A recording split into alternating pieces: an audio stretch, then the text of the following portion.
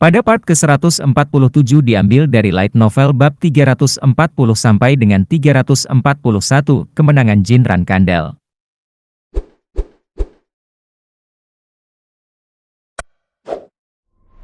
Mata para tetua dipenuhi amarah. Jika ada yang berani memprovokasi mereka sekecil apapun, sepertinya mereka akan langsung mencabik-cabik mereka. Tentu saja, kemarahan ini tidak ditujukan pada Jin yang berani menyela para tetua dan berbicara. Itu adalah kemarahan yang ditujukan pada Zipley. Sebagian besar tetua tidak menyukai Jin, atau setidaknya menaruh rasa permusuhan terhadapnya. Mereka adalah ksatria yang mendedikasikan seluruh hidup mereka untuk Rankandel. Terlepas dari apakah mereka berdarah murni, keluarga cabang, keluarga bawahan, atau orang luar, mereka semua memiliki satu kesamaan, kebencian yang luar biasa terhadap Zipley. Setelah puluhan tahun berjuang melawan Zipley, wajar saja jika mereka merasa seperti ini. Sebagian besar tetua memiliki kenangan kehilangan anggota keluarga, kawan, atau orang yang dicintai karena tindakan Zipley. Apa yang terjadi, pembawa bendera ke-12? Jordan berteriak dengan mata merah. Pertama-tama, saya ingin meminta maaf atas segala kejadian buruk yang disebabkan oleh saya. Tidak perlu kata-kata yang tidak berguna. Langsung ke intinya. Kita tidak boleh membalas.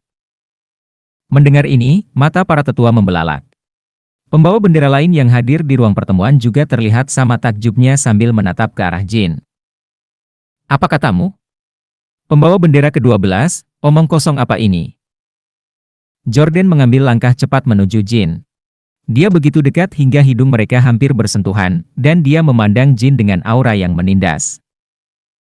Suasana di antara para sesepuh lainnya juga tidak berbeda, karena mereka tampak sama-sama mengintimidasi. Apakah kamu menyadari apa yang kamu katakan? Ya, saya menyadari.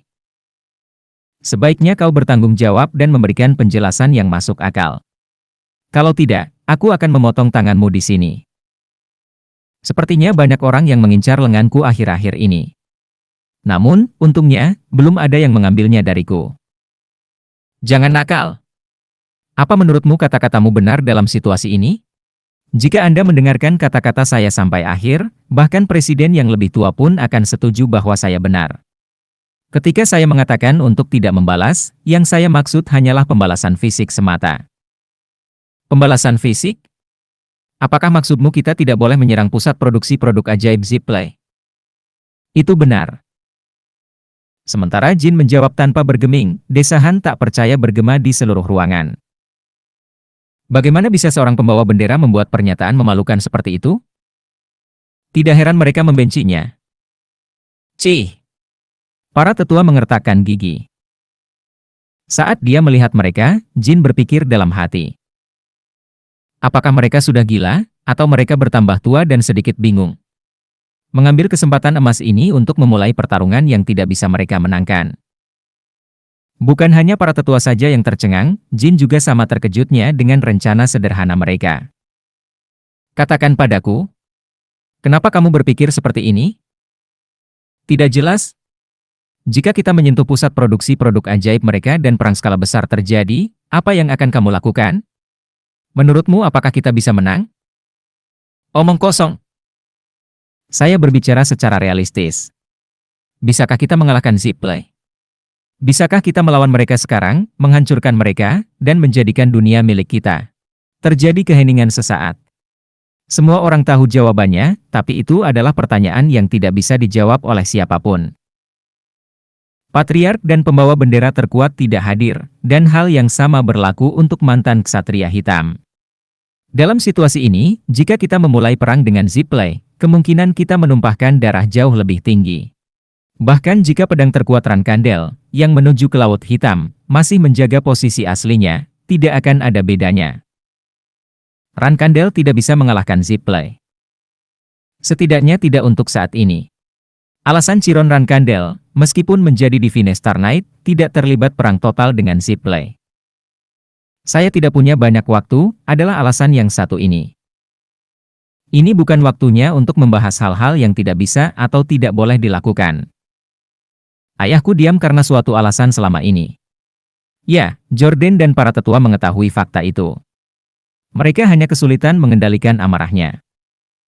Mereka bertingkah seperti anak-anak. Mereka sangat ingin mengejek lawannya tetapi tidak memiliki kekuatan untuk melakukannya. Jadi Jin harus menenangkan mereka dan membimbing mereka ke arah yang lebih baik. Menyentuh fasilitas musuh yang paling penting dalam situasi seperti ini adalah jalan pintas menuju kehancuran. Selain itu, apakah kita benar-benar menderita kerugian? Saya tidak pernah mengatakan kami tidak mengalami kerugian. Bagaimana kamu tahu? Saya menerima laporan dari pelayan saya dalam perjalanan ke sini. Pembawa bendera keempat dan ketujuh membunuh beberapa dari mereka, dan pihak kami hanya menderita luka ringan. Terlebih lagi, beberapa saat yang lalu, salah satu tetua menyebutkan bahwa mungkin hanya ada korban sipil. Bukankah itu berarti tidak ada korban sipil? Jordan terdiam sesaat. Dia tahu perkataan Jin benar, tapi dia tidak ingin mendengar apapun dari pria malang itu. Oleh karena itu, kita harus melihat serangan mereka baru-baru ini sebagai kemenangan besar bagi pihak kita. Kita belum menderita kerugian apapun, tapi Zippley telah kehilangan beberapa penyihir elitnya yang dirahasiakan. Dentang! Jordan mengertakkan giginya begitu keras hingga dia seperti akan mengunyah Jin. Kalau begitu, apa saranmu? Apakah kamu mencoba mengatakan bahwa apapun yang terjadi di permukaan, selama kita mendapat kemenangan besar? Alasan Jordan begitu marah tidak lain adalah karena ini. Keputusan untuk menyerang fasilitas produksi produk ajaib Zippley bertujuan untuk membantu Jin yang sayapnya selalu ingin dipotong oleh Jordan. Meski mengetahui hal ini, Jordan dengan enggan menyerah pada amarahnya, namun kini sepertinya Jordan akan meledak. Lagi pula, mereka tidak bodoh. Melakukan perang total hanya karena kita menghancurkan beberapa fasilitas, bahkan ketika faksi lain sedang mencari peluang. Seperti yang Anda katakan, kemungkinan Zippley memulai perang total sangat kecil. Namun selalu ada kemungkinan, dan yang paling penting, itu berarti ada bentuk pembalasan yang lebih efisien yang tersedia dalam situasi saat ini. Pembalasan yang lebih efisien. Jordan menyipitkan matanya. Ini tentang mengubah opini publik terhadap Zippley. Hah? Itukah yang ingin kamu katakan setelah semua ini? Hal terbaik yang bisa kamu lakukan adalah mengobarkan perang opini publik? Mereka menyerbu wilayah kita, dan kamu berbicara tentang mengacungkan pena dan bermain permainan kata. Itu adalah reaksi yang diharapkan Jin. Tolong, tenang dan dengarkan, Presiden tertua. Anda marah karena Anda harus berjuang demi saya, seseorang yang Anda benci. Namun pada akhirnya, Anda akan memahami bahwa rencana saya adalah yang terbaik. Jin berbicara saat Jordan menatapnya dalam diam. Kamu harus tahu betul seberapa besar pengaruh produk sihir Zippley terhadap dunia. Kami juga menderita karena tidak adanya produk sihir mereka baru-baru ini, sehingga menyebabkan ketidaknyamanan bagi warga sipil. Setelah insiden Kerajaan Suci, Zippley sepenuhnya memutus pasokan produk sihir ke aliansi Hubhester. Meskipun mereka mengimpor produk sihir sehari-hari melalui pasar gelap dan penyelundupan, pasokannya tidak mencukupi dibandingkan sebelumnya. Dalam situasi seperti ini, menyerang fasilitas produksi Zippley berarti mengabaikan opini publik. Meskipun klan kita tidak pernah mempedulikan hal-hal seperti itu, sekarang hal itu perlu. Belakangan ini, ada tren di mana gelar penjahat terhebat di dunia beralih dari Rankandel ke Zippley. Setelah insiden Kerajaan Suci, citra Zippley memburuk dari hari ke hari. Zippley yang baik hati, sudah menjadi masa lalu. Di sisi lain, Rankandel menunjukkan perubahan positif yang signifikan. Citra, Rankandel yang terhormat, tetap dipertahankan, tapi sekarang ia juga dianggap sebagai satu-satunya faksi besar yang tidak bereksperimen pada manusia atau dengan ceroboh mengganggu negara netral seperti Holy Kingdom. Semua ini tidak diragukan lagi berkat usaha Jin. Kita harus terus mempengaruhi tren ini. Para biasmen berbudi luhur yang memproduksi kosmetik, Zippley, yang berusaha membantai mereka tanpa peringatan, dan penampilan luar biasa Rankandel. Bukankah semuanya cocok satu sama lain? Membentuk opini publik, dan apa artinya pembalasan terhadap Zippley? Jika opini publik yang positif tentang Rankandel terbentuk, hal itu secara alami akan meningkatkan kesadaran terhadap kosmetik saya. Hal itu, pada gilirannya, akan menghasilkan peningkatan penjualan, dan seiring pertumbuhan bisnis saya, Zippley akan terlihat lebih bodoh. Alasan Zipline menyerang para biasmen kecil itu adalah karena bisnis kosmetik adalah milik Jin Rankandel. Itu adalah pembalasan terhadap kartel yang dengan berani mengiklankan diri mereka di wilayah Zipline, Federasi Sihir Lutero. Namun bahkan setelah mengerahkan Spectre, mereka belum berhasil menghancurkan bisnis seorang pembawa bendera ke-12. Hal itu sendiri memalukan bagi Zipline. Seperti yang dilakukan pembawa bendera ke-4 dan ke-7 baru-baru ini. Mulai sekarang, tolong lindungi bisnis saya. Dan saya meminta dukungan tingkat klan. Ini menjadi semakin tidak masuk akal. Melindungi bisnis saya di tingkat klan akan menjadi pesan yang jelas dari penghinaan Rankandel terhadap Zipline. Dan selama proses ini, tentu saja akan ada pertempuran kecil. Tidak akan ada masalah dalam membunuh Zipline pada saat itu. Jin tersenyum tipis sambil menatap Telot. Telot telah berjanji untuk memajukan Jin, tapi karena alasan tertentu, dia tetap diam. Mengapa Lord Telot diam saja? Dia harus melakukan intervensi secara moderat, dan kemudian presiden tertua tidak punya pilihan selain mundur sedikit. Namun, Jin segera memahami alasannya. Lakukan apa yang dia katakan. Sebuah suara yang tajam dan bermartabat menegaskan pendapat Jin. Itu adalah Rosa Rankandel, Black Panther dan Ibu Jin. Saat Rosa berbicara, suasana semrawut di ruang pertemuan langsung mereda. Kami akan melindungi bisnis kamu. Tampaknya kamu benar, mengambil tindakan pencegahan lebih baik adalah yang terbaik. Namun, mulai hari ini, klan akan mengambil 20% keuntungan bisnis kamu. Mendengar perkataan Rosa, senyuman tipis muncul di bibir Telot. Tidak ada penipuan, jika kamu setia mendedikasikan 20% keuntungan setiap bulan, saya akan melakukan yang terbaik untuk mendukung bisnis kamu. Dan bukan tidak mungkin untuk sepenuhnya menghilangkan tindakan disipliner yang ditangguhkan saat ini. 20% yang disebutkan Rosa sudah diputuskan saat Jin melakukan percakapan pertama dengan Telot. Segera setelah Telot mendengar rumor bahwa Spectre telah menyerang para biasmen kecil, dia langsung menemui Rosa dan mengakhiri percakapan di mana dia akan meminta 20% pada Jin. Selanjutnya, saya akan sepenuhnya menghilangkan tindakan disipliner yang ditangguhkan saat ini terhadap kamu. Ingat, ini bukan karena prestasi kamu, tetapi karena situasinya. Tidak ada bantuan yang tidak layak diterima. Terutama dalam hubungan seperti ini dengan ibuku, tidak pernah ada bantuan yang tidak pantas kudapatkan. Dia pasti berusaha membuatku berhutang sesuatu padanya. Jin punya firasat bahwa Rosa menginginkan sesuatu darinya. Ekspresi wajah para tetua, yang telah melihat ke arah Jin seolah-olah mereka akan mengunyah dan memuntahkannya, menjadi tanpa emosi. Meski semua orang tampak tidak senang, tidak ada yang berani menentang keputusan Rosa. Bahkan presiden tertua, Jordan, tidak dapat menyuarakan keberatannya. Di Rankandel, perintah patriark bersifat mutlak. Bahkan jika itu adalah seorang patriark yang pengganti, tidak ada bedanya. Sepanjang sejarah, sang patriark jarang memaafkan mereka yang menentang keputusannya, baik itu masalah kecil maupun besar. Ya, Bu. Saya akan mengingatnya. Jin menatap Rosa dengan tenang. Dari ekspresinya yang tenang saat dia duduk di kursi utama ruang konferensi, sulit untuk membaca emosi apapun. Kadang-kadang aku merasa ibuku lebih sulit dihadapi daripada ayahku. Sejak kemundurannya, anehnya Jin merasa tidak terlalu sulit untuk menghadapi Chiron. Aneh rasanya membayangkan ayahnya, yang seperti sosok mengerikan yang Jin bahkan tidak berani menatap matanya atau mengucapkan sepatah kata pun di kehidupan sebelumnya, menjadi lebih mudah untuk ditangani. Sebaliknya, menghadapi Rosa selalu merupakan tantangan. Jin tidak memiliki banyak kenangan tentang Rosa atau Chiron sebelum kemundurannya. Baik Rosa maupun Chiron. Pada titik tertentu, mereka memperlakukan Jin seolah-olah dia tidak ada. Bukan sekedar kata-kata dan tatapan yang penuh dengan kasih sayang yang dalam, tetapi juga makian, ejekan, tatapan mata yang menghina, kata-kata kasar, dan kekerasan yang disamarkan sebagai disiplin. Dia belum pernah mengalami semua itu. Setidaknya bukan sejak usia di mana ia mulai memiliki ingatan yang jelas. Hanya tatapan acuh tak acuh dan dingin yang tak terhingga, seolah-olah mereka sedang melihat orang asing yang lewat di jalan. Hanya itu yang diterima Jin dari orang tuanya di kehidupan sebelumnya.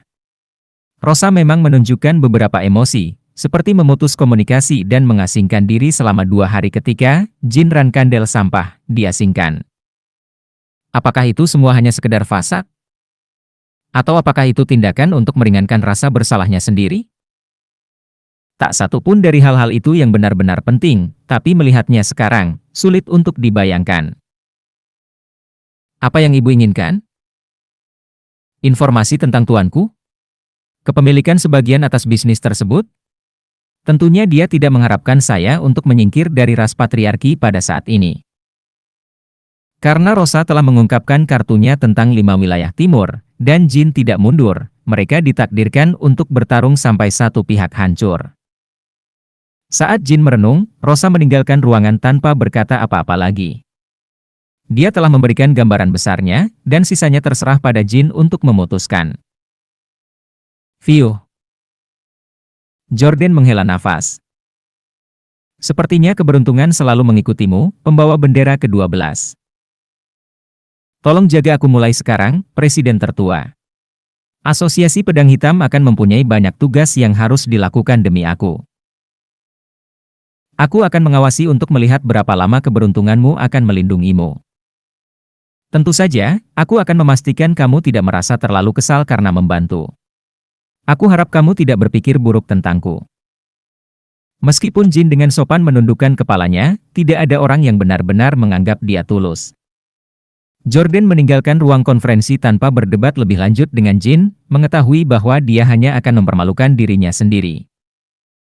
Sebagian besar saudara kandung yang menonton adegan itu sekali lagi merasa bosan dengan adik laki-laki mereka. Apa yang ada di kepala si bungsu?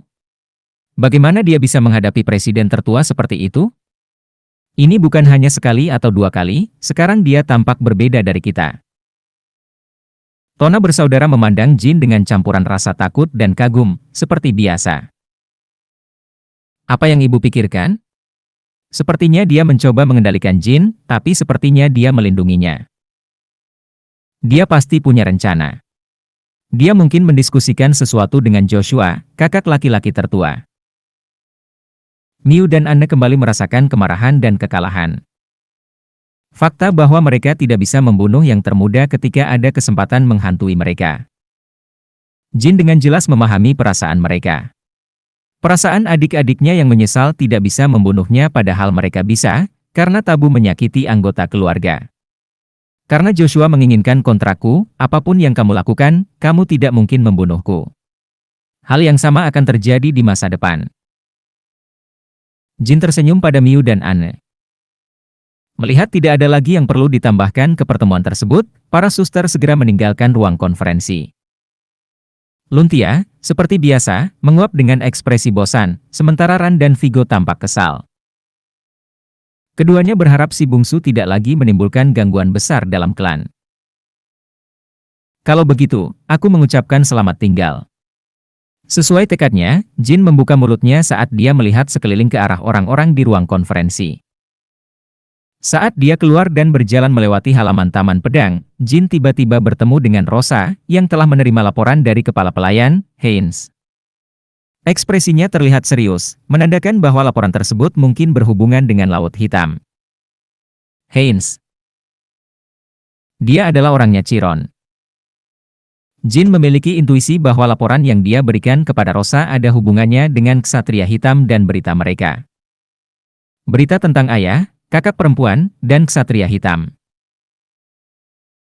Jin merasa terganggu dengan ekspresi muram Rosa. Dia tidak menunjukkan emosi apapun bahkan ketika dia membantu Jin di ruang konferensi. Saat Jin dengan santai mendekat ke arah kamarnya, Haynes menutup mulutnya. Apa yang terjadi? Apakah rapatnya sudah selesai? Saya baru saja lewat di sini. Sejak penatua Presiden Jordan meninggalkan ruangan, saya tidak punya apa-apa untuk dikatakan, jadi saya pergi, Ibu. Jadi begitu. Apakah ini berita tentang Laut Hitam? Kamu tidak perlu tahu. Aku juga seorang Abanderado. Bukan hanya kamu, tapi Abanderado lainnya.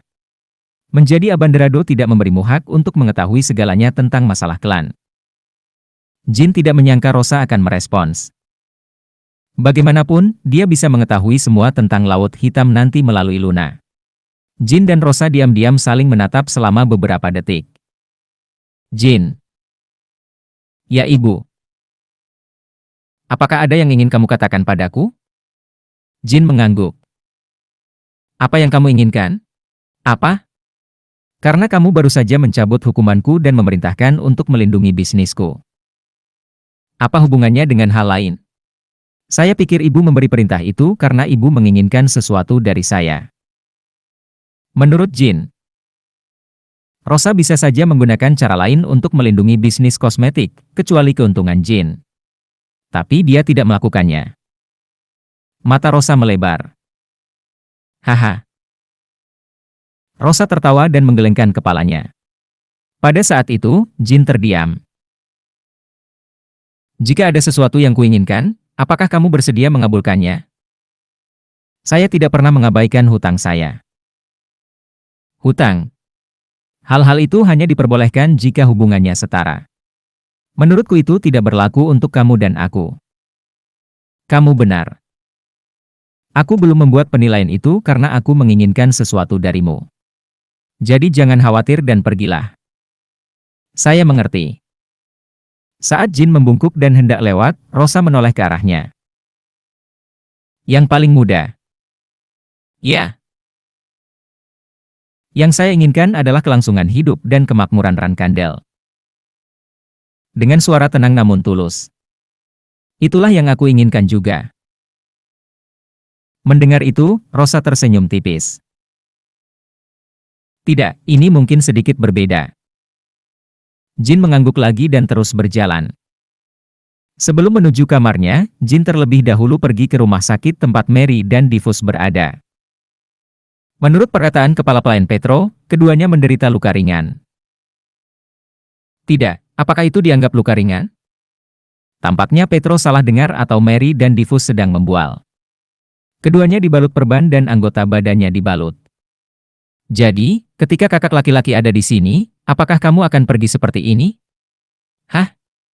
Dan menciptakan celah, lalu segera mengurus para bajingan itu. Maka semuanya akan berakhir dalam sekejap, kan? Saya telah mengulur cukup waktu. Ah, kamu seharusnya melakukan yang lebih baik. Maksudku, aku tidak terkalahkan saat itu, kan? Aku akan menyerang 2 kali lipat.